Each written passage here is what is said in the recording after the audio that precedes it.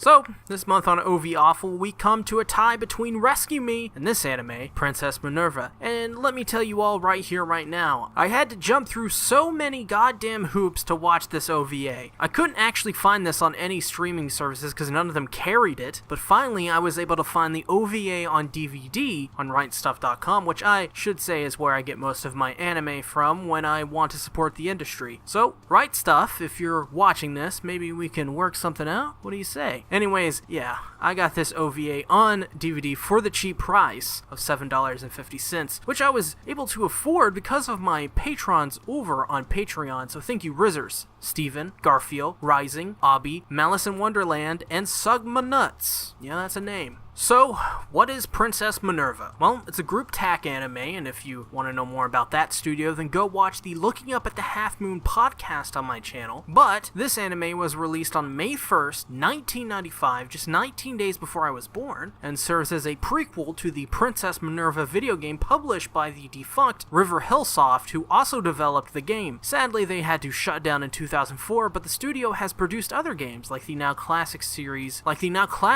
Prince of Persia, which was later rebooted into a kind of like a spiritual prequel to Assassin's Creed, and then of course turned into Assassin's Creed. Well, I'll just say this right now. The story is frantic as hell. From beginning to end, it's really hard to get a grasp of it at all. Not only that, but the audio design of this anime is so bad, I am not actually sure what happens in this anime sometimes. Some characters move their lip flaps, but you can't hear them in the mix at all. So, legit, take some of this with a grain of salt. I actually don't know 100% of the story, and I've watched this 2 times. So the anime starts off with some narration that I couldn't hear clearly. Then we see our main character Minerva with her bodyguard Blue Morris. Minerva is training her magic with Blue Morris, and she gets super mad at her because she's on her case all the time, blah blah blah, all that great stuff. But we get our second problem with the audio. Jessica Calvillo plays Princess Minerva in the dub, and while her performance here has a lot left to be desired, she is a proven name and voice at the same time. But this mix also does her no justice, and her screams, cries, shrills, they're all ear-piercing and has the wrong EQing applied to them. Not only that, but her voice in this mix is so loud as well. After Minerva kinda blows up the whole damn mountain, which by the way looks incredible, we change tones to a more darker one,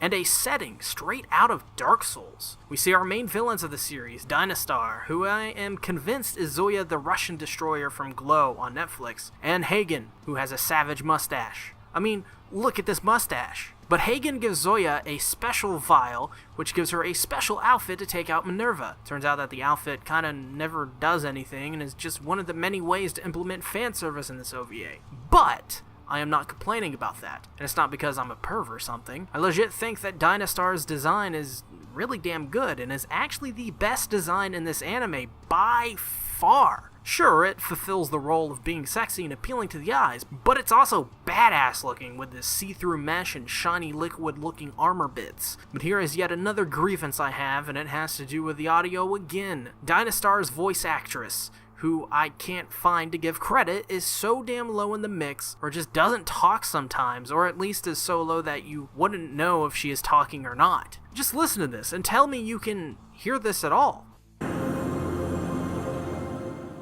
Ready now, Princess Minerva. Then we are introduced in one huge scene, all of our supporting cast. K2, a boy who is annoying. Kesley Olga, also annoying. Has a surprisingly deep and profound line later on as well. Tua, not annoying, does nothing but sleep, and the things she does, I actually don't quite understand. Line Alter, just forget about him. Lord knows the script did. Volvis Lackloa, bondage-wearing assassin who has some weird accent, like she's from New York or something. And finally, Orlin Carey, a girl, that's all. Oh, we know she's also religious. Yeah, this supporting cast isn't really that great, and I would tell you the reason for this scene, but I actually can't find any reason as to why it happened. It was literally just a scene where words are said, people are breathing, and things are happening. The next scene, Minerva tells Blue Morris she is entering the martial arts tournament, and I kinda get where Blue Morris is coming from. Minerva is an absolute shit who does what she wants with little regards to anyone else and puts people in danger or just does random shit with no purpose behind them. It's like if I just talked about Burger King right now in the middle of this review. There is no reason to do it, and by doing so, I would be wasting your time. This is Princess Minerva's mentality for a living, basically. Just random shit at random times on random days. But she does catch K2 peeping on her and then proceeds to try and murder him? Well, Princess Minerva, please try harder. He is kind of annoying. But hey, we do get to see some anime boobs, so I am completely okay with that. So the gang are in prison now, and remember when I said Kesley Olga said something profound and kind of deep? Well, alright, here is that whole bit in full 480p for your viewing displeasure. Don't even think that! You never know till you give it a try. You can't do it. You haven't got a chance in hell. You've got no ability to do anything. I've been told that by so many people, but the fact is that I'll only live once, right? So I choose to challenge and believe in myself. Everybody's got that right, don't they? I want to do this thing for me. Amen, sister.